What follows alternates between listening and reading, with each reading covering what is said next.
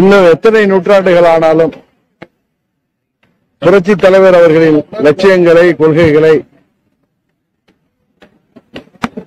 கொண்டு செல்கின்ற இயக்கமாக இந்த இயக்கம் செயல்படும் என்று தொண்டர்கள் மீது உள்ள நம்பிக்கையில் அம்மா அவர்கள் அன்றைக்கு சட்டமன்றத்திலே சூழல் வைத்தார்கள். அம்மா அவர்கள் அன்று சொன்னதை, அவர்களது லட்சியத்தை, கொள்கைகளை தொடர்ந்து அடுத்த தலைமுறைக்கு கொண்டு செல்கின்ற இயக்கமாக அம்மா மக்கள் முன்னேற்ற கழகம் தொடங்கப்பட்டு செயல்பட்டு வருகிறது. தேர்தல் வெற்றி தோல்விகள் எல்லாம் தாண்டி இந்த இயக்கம் 2018 ஆரம்பிக்கப்பட்ட பொழுது இருந்த அதே உத்வேகத்தோடு, அதே தொண்டர்களின் உத்வேகத்தோடு செயல்பட்டுக் கொண்டிருக்கின்றது. தமிழ்நாட்டில் அம்மாவின் லட்சியங்களை, கொள்கைகளை தொடர்ந்து கொண்டு செல்வதற்கும் உண்மையான அம்மாவின் ஆட்சியை தமிழ்நாட்டிலே உருவாக்கிடவும் இன்றைக்கு அம்மா அவர்களின் நினைவு தினத்திலே அவர் தூள் கொண்டிருக்கின்ற நினைவிடத்திலே நாங்கள் அனைவரும் இன்றைக்கு வீர சபதம் ஏற்றிருக்கிறோம். அதை உறுதியாக வருங்காலத்திலே நிறைவேற்றி காட்டுவோம் என்கிற செய்தியை மாத்திரம் இந்த நேரத்தில் சொல்லிக்கொள்ள விரும்புகின்றேன்.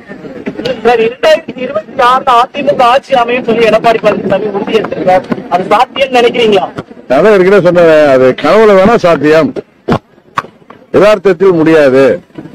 ஏன்னா பழனிசாமி, நான் திரும்ப திரும்ப சொல்வது போல 2026 சட்டமன்ற பொதுத் தேர்தலுக்கு பிறகு புரட்சி தலைவர் கண்டெடுத்த இயக்கத்திற்கு, அம்மா அவர்கள் கட்டிக்காத்த இயக்கத்திற்கு முடிவுரை எழுதி விடுவார்.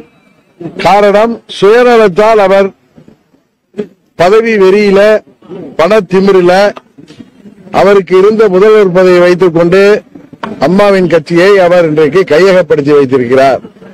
அதனால் உண்மையான தொண்டர்கள், உண்மையான நிர்வாகிகள் விழித்துக் கொள்ளவில்லை என்றால், இரட்டை இலை பழனிசாமியிடம் இருக்கின்றது என்ற காரணத்திற்காக அவர்கள் பழனிசாமிக்கு காவடி தூக்கினார். 26 தேர்தலுக்கு பிறகு அம்மாவின் இயக்கத்திற்கு பழனிசாமி முடிவுரை எழுதிவிடுவார் என்று ஒவ்வொரு முறை உங்களை சந்திக்கும் பொழுதும் நான் சொல்லி வருகிறேன். அதைத்தான் இன்றைக்கும் சொல்கிறேன். என்னங்க,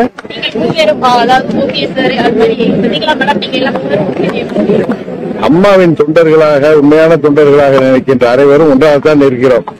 இதில் யாரோ ஒரு சில சுயநலவாதிகளின் பதவி வெறியால அம்மாவின் தொண்டர்கள் அனைவரும் ஒன்றிணைவதில்லை, காலதாமதம் ஏற்படுகிறது.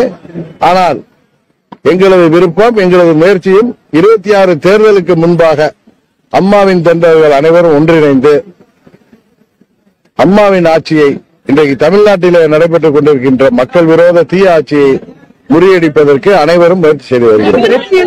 பாதிக்கப்பட்ட மாவட்டங்களுக்கு தமிழக அரசு நிவாரணம் அறிவிச்சிருக்காங்க. அது போதுமானதா இருக்கான்னு நினைக்கிறீங்களா? இல்ல, இந்த மழை வெள்ளத்தால பாதிக்கப்பட்ட அனைத்து தரப்பு மக்களுக்கும் அறிவிக்கப்பட்ட நிவாரணம் போதுமானதாக இல்லை என்பதுதான் எல்லாருடைய கோரிக்கையும். அதை அரசாங்கம் செவிமடுத்து சரியான நிவாரணத்தை வழங்க வேண்டும் என்பதுதான் அம்மா மக்கள் முன்னேற்ற கழகத்தின் கோரிக்கை. இரட்டை இலைக்கு எதிரான வழக்கில் 4 வாரத்துல தேர்தல் கமிஷன் விசாரிச்சு நல்ல முடிவு எடுக்க சொல்லி ஹைகோர்ட் சொல்லியிருக்குது. இது எப்படி நீங்க பாக்குறீங்க? நல்ல முடிவு வரைக்கும் நாங்களும் காத்திருக்கோம். அணில போல செயல்பட்டு நாங்க பிரதமருக்கு வேட்பாளர் தேர்ந்தெடுப்போம் சொன்னீங்க. 2026 அமமுகவின் நிலைப்பாடு என்ன? நாங்க தேசிய ஜனநாயக கூட்டணியில பிரதமர் மோடி அவர்களின் நல்லாட்சி தொடர்வதற்காக இந்த கூட்டணி தொடரும். தமிழ்நாட்டில் தேசிய ஜனநாயக கூட்டணியின் ஆட்சியை உருவாக்குவதற்காக அம்மா மக்கள் முன்னேற்ற கழகம் அனைத்து முயற்சிகளும் செய்து கொண்டிருக்கிறது.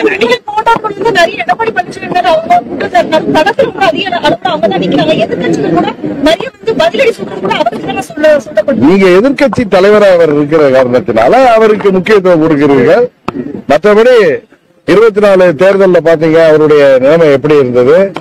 நிறைய தொகுதிகளில் அவங்க டெபாசிட் போடுறது மாத்திரம் இல்லாம பழனிசாமி தேர்தலில் வேட்பாளர் நிறுத்தியதே திமுகவுக்கு பி டீமாக செயல்பட்டு திமுக வெற்றி பெற வேண்டும் என்பதற்காக மறைமுகமாக இரட்டை இலையை பயன்படுத்தினார் என்பது எல்லோருக்கும் தெரியும், அங்கு உள்ள தொண்டர்களுக்கும் தெரியும். அதெல்லாம் வருங்காலத்தில் விரைவாக அவர்கள் எல்லாம் அதை புரிந்து கொண்டு செயல்படுவார்கள் என்பது நீங்கள் தெரிந்து கொள்ளுங்கள். நடிகர் விஜய் அவர்கள் களத்துக்கே செல்லாம பனையூர்ல வச்சு நிவாரண உதவி கொடுக்கிறாரு அப்படின்னு ஒரு விமர்சனம் வந்திருக்கு. அதை எப்படி பாக்குறீங்க? நீங்க அதை அவர்கிட்ட தான்